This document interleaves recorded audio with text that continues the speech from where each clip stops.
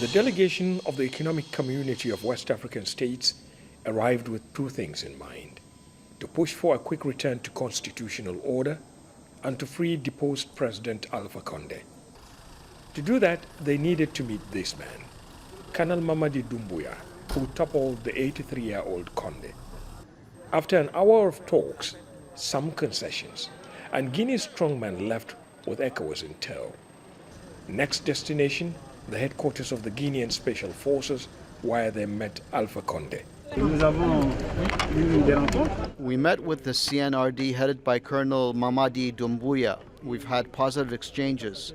We also had the opportunity to meet the former president, Alpha Condé. We also spoke to him. Because we are mandated by the other heads of state, we're going to make a report. The first contact with Guinea's coup leaders appeared to have gone well, with Doumbouya leaving an impression. He was very open, very frank. We had very frank conversation, engagement, and like I said, we will go back.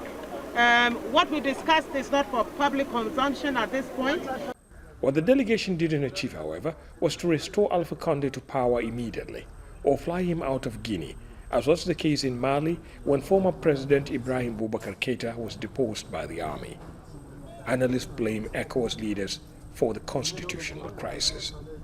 They have been sleeping on the wheels of the organization instead of really being proactive, addressing the challenges inside its member states, its 15 member states.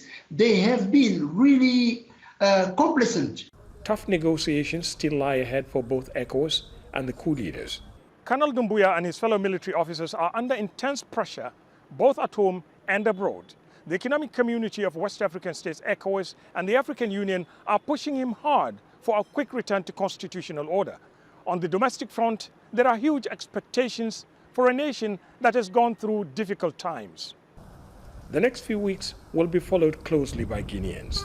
And if ECOWAS and the African Union decide to impose sanctions, their plight could worsen.